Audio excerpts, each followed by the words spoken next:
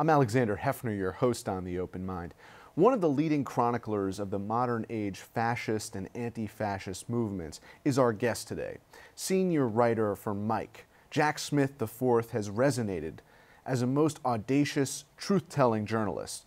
When the status quo of reporting is to magnify the sensational on the one hand, or to normalize extremism, think Donald Trump's very fine people remark in response to Nazis and white supremacists marching, Smith is forthright, forthcoming, demanding that we confront hate and hold accountable those who infect our society with it. Smith also movingly captured the spontaneous airport demonstrations rallying against the administration's Muslim ban and has exposed the nationwide surge in anti-Semitism and hate crimes, capturing viral portraits of everyday racism posted to social media. In response to one CNN anchor's criticism of a guest who called out a documented white nationalist, I tweeted, "Civility is speaking truth to power for the preservation of civil society. It's necessary to call out bigots for their bigotry, and it's uncivil to not do so." Jack, with that as our preamble, it's really great to meet you. Thank you for being here today. Thanks for having me. Strong lead. Strong lead, but I'm inspired by your reporting all the way from the advent of this administration and its implementation of the travel ban. Take us back to that moment, maybe of recognition in our society in America that this administration was governing with an authoritarianism or a discriminatory attitude that we haven't seen in the Oval Office in recent decades. Particularly the work I do, I'm no beltway journalist. My experience of the administration is generally, I try to be present where there is activism, where there is radicalism, extremism, where there's sudden outpourings of grassroots energy. I think it became clear from the outset of this administration that this was going to be an audacious, offensive, brash, loud moment in which people didn't know what stood anymore in the realm of acceptable politics or the realm of what's possible sort of in our civic life. And so, right out the gate in the Trump administration, we have people challenging the realm of possibility. We have an incredible excitement from the left. This is going to be an opportunity.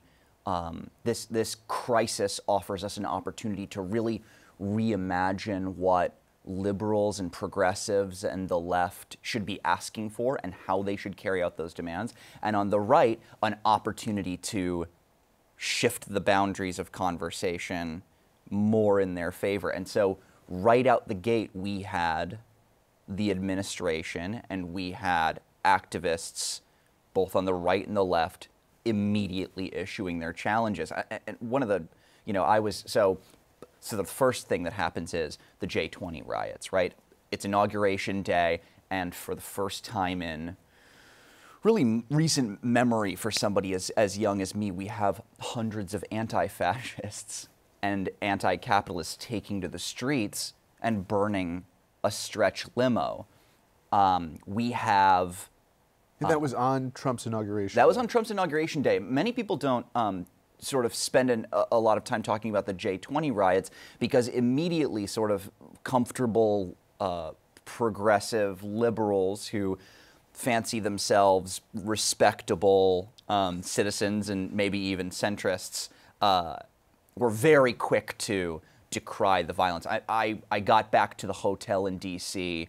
from inhaling smoke from a burning limo to see Rachel Maddow looking on the activists and shaking her head. What a shame to have distracted from the protest that day. So immediate consternation. But hundreds of people were, I think around 200, I'm ashamed I don't have that number off the top of my head, something like 198, were facing felonies, 10 years in jail or whatever, rounded up en masse and have been prosecuted in batches. Now, luckily, most of those cases have been dismissed, but the prosecutorial effort towards the J20 anti-fascists who broke a Starbucks window, a McDonald's window, burned a limo, and otherwise create a little mess that was mostly cleaned up by the next day.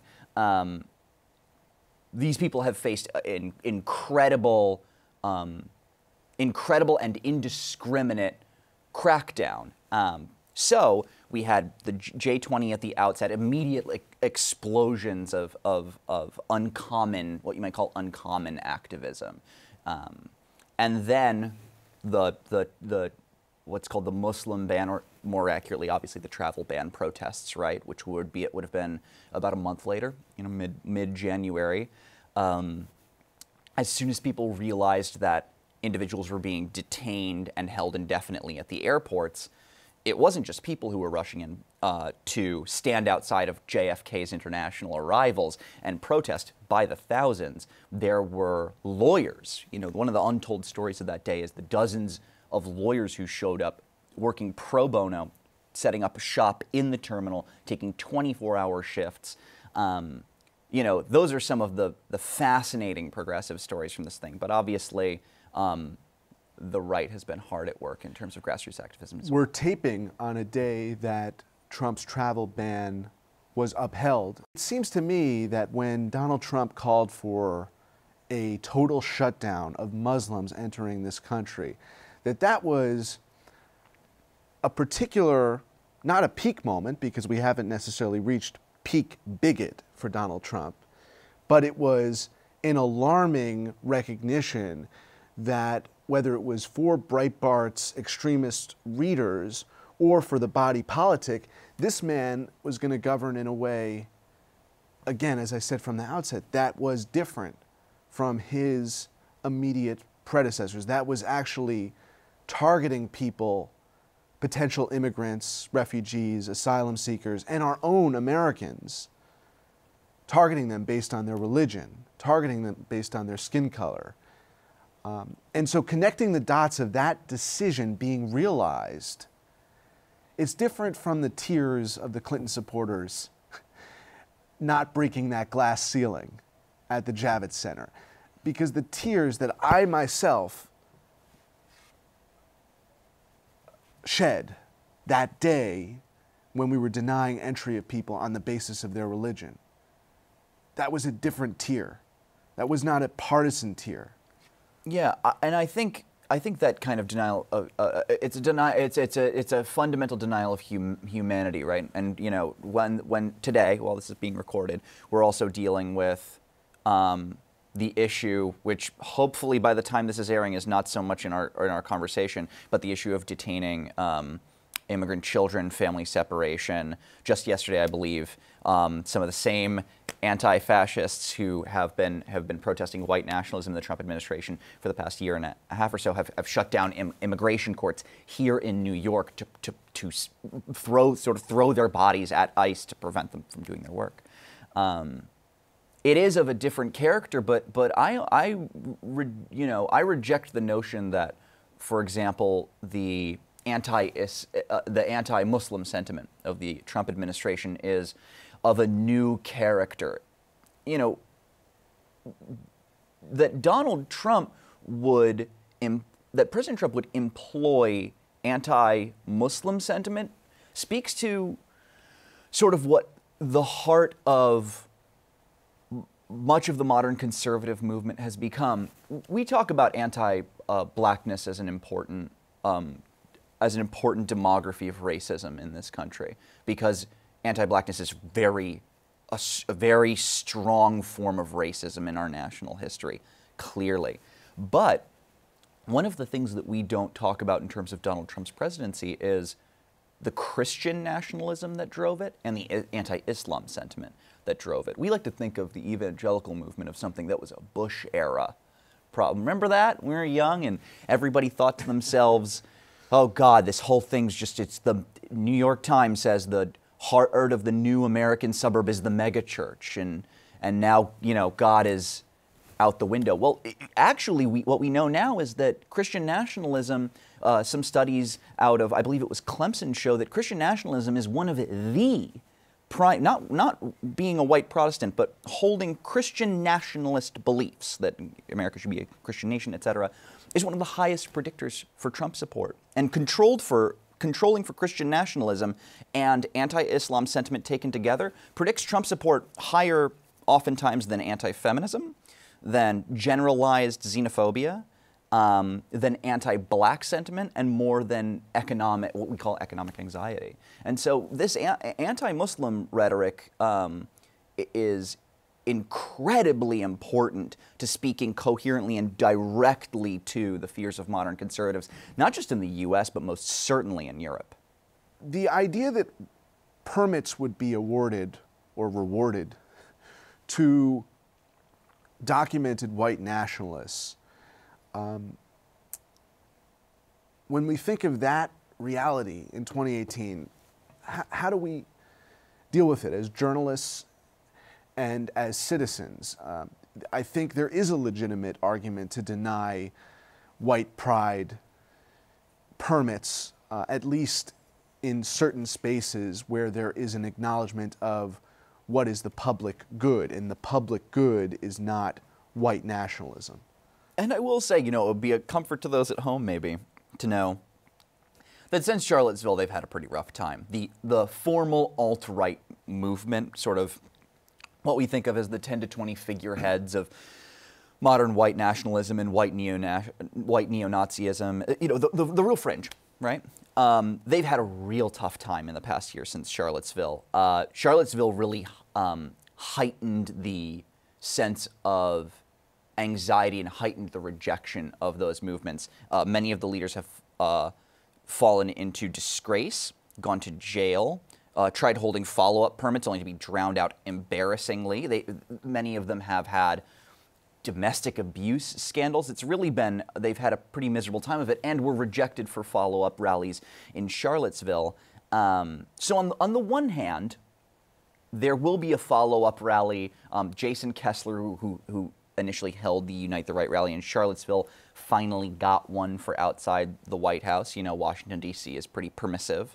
I think it'll be him, 10 sympathizers, 100 reporters, and 1,000 counter-protesters. But I think when you say, how do we handle this thing?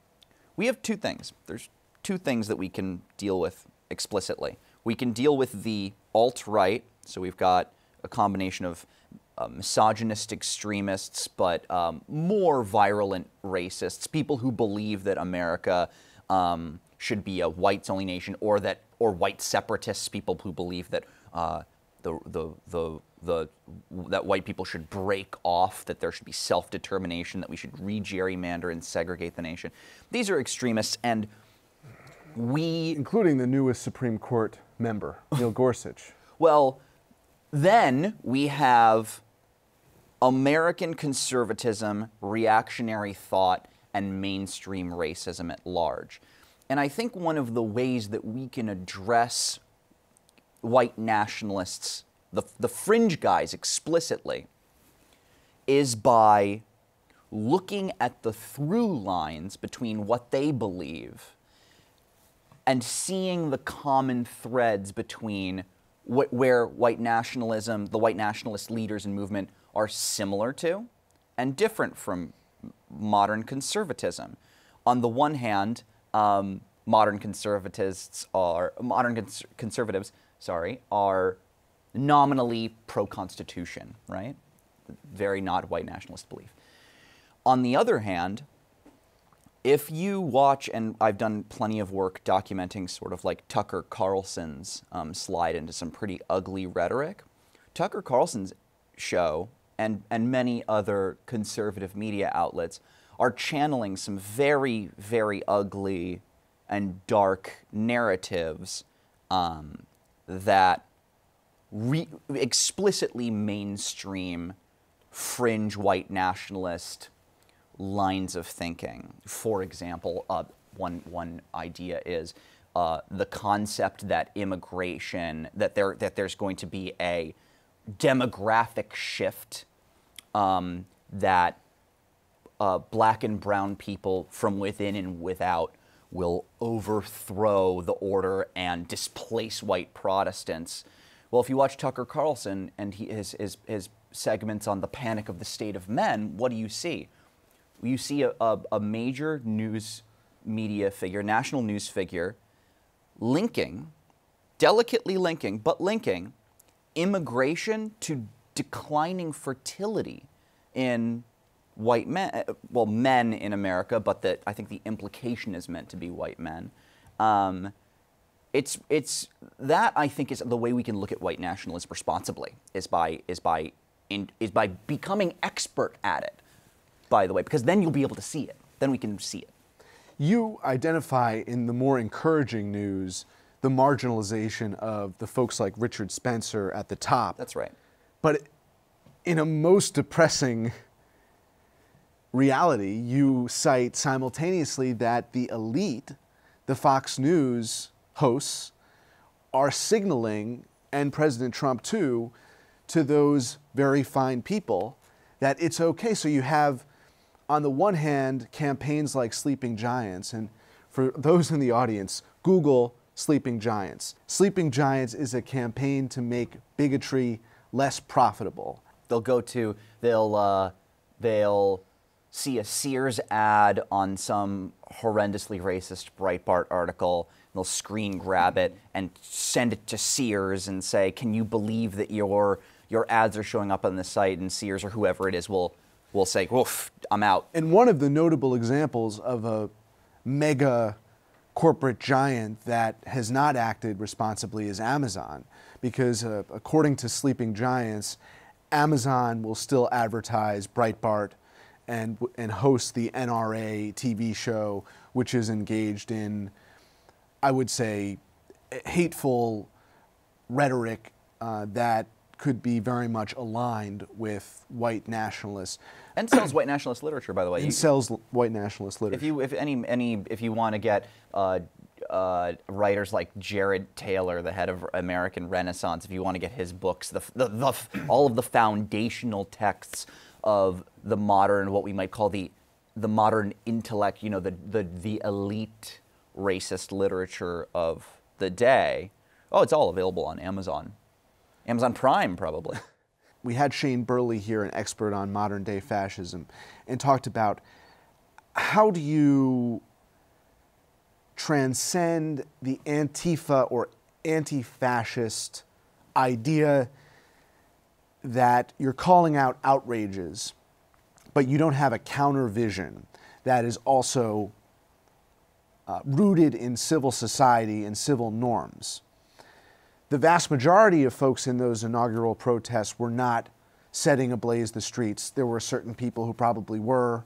Oh, probably engaged. A couple hundred anti-fascist protesters and several thousand. Mike, my news organization, and one or two others, you know, the Washington Post live blog covered them. But yes, sorry, I didn't mean to interrupt.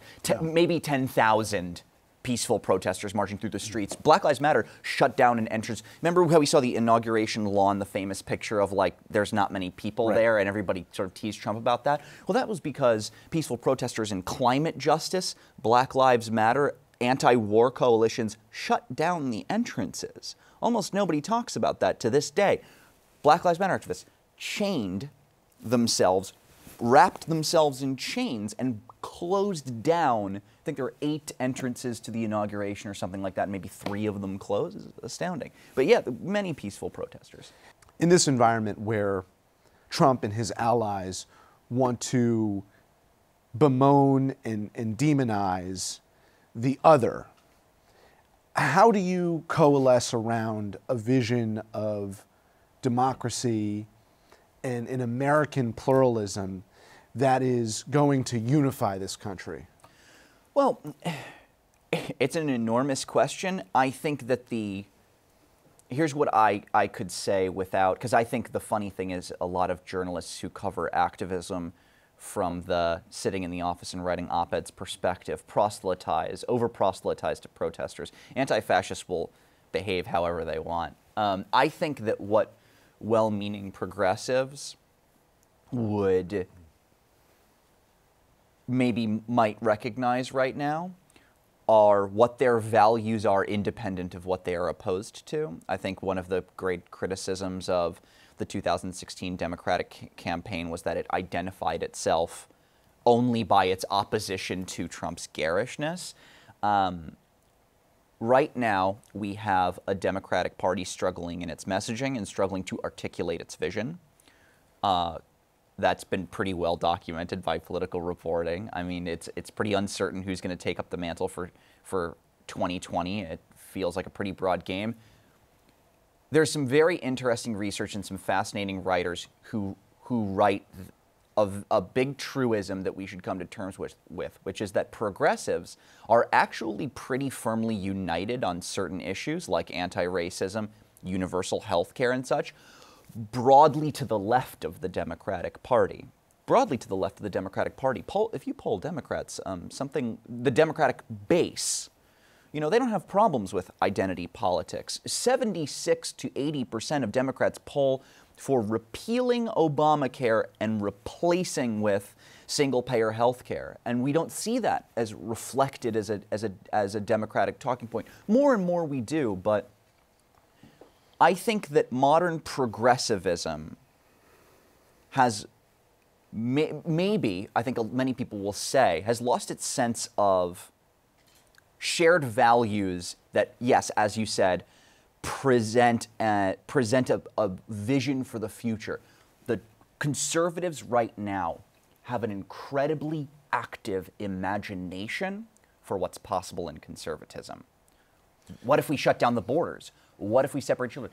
It would do well for progressives to imagine if we as progressives could imagine whatever we wanted, universal health care, a much more broad pathway to immigration, a return of, you know, the labor movement, which used to be so important to the progressive vision.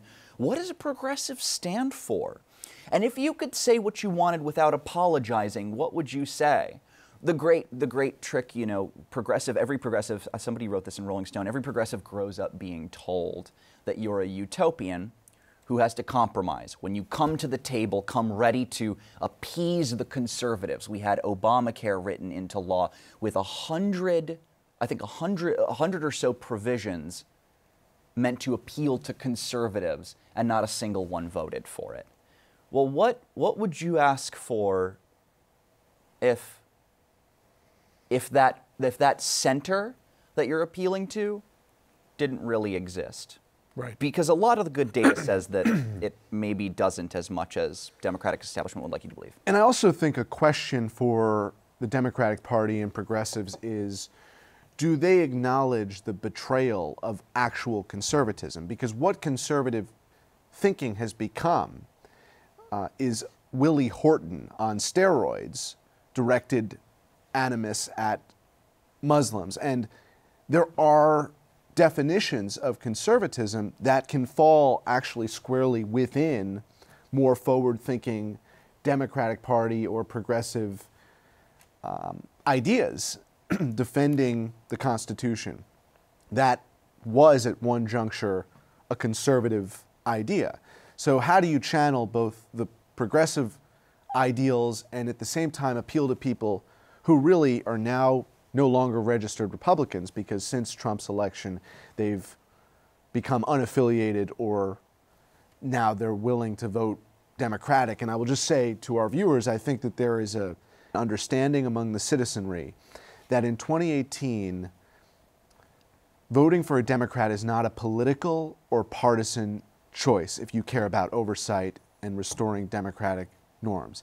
It's a patriotic duty. And I think there's at least the beginning of that understanding. We only have a minute or so left, Jack, but I want to just present this final question to you, which is, thinking about the authoritarian's playbook, we have every reason to be alarmed at what's going on, but we don't want to be fatalistic in believing that Trump's way or Trumpism has to be the future. What can you say from your reporting on those who've fought tooth and nail the rise of that authoritarianism that gives us inspiration, that we shouldn't be fatalistic about Trump's erosion of democratic norms? Both sides rightly see a crisis. There's ecological crisis, there's economic crisis. We face all sorts of crises, and there are two opposing visions. One comes from the far right, one of the things they're wrong about so much. They are right about one thing, is that we have a crisis, and their solution is shut it down, bring back hierarchy, make the walls higher. There isn't enough.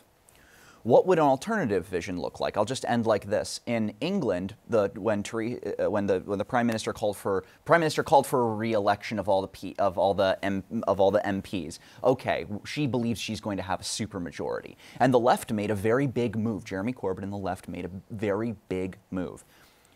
Let's have a manifesto. We're going to nationalize the railways. We're going to shore up universal health care. We're going to make college free for all. He said, we don't need anything except for an unapologetic vision of solidarity. It was one of the greatest electoral upsets in British history. They thought they were going to move from a majority to a supermajority, and she almost lost her seat as prime minister. It would do well to think, not what do we say to those who are afraid and want to build the walls higher, but what would it mean if we actually live in a society where everyone can be taken care of, and what can we do to actualize the distribution of those resources for the benefit of all people? To be continued, Jack. A pleasure. Thank you. Thanks so much. And thanks to you in the audience. I hope you join us again next time for a thoughtful excursion into the world of ideas. Until then, keep an open mind. Please visit the Open Mind website at 13.org/openmind to view this program online or to access over 1,500 other interviews. And do check us out on Twitter and Facebook at Open Mind TV for updates on future programming.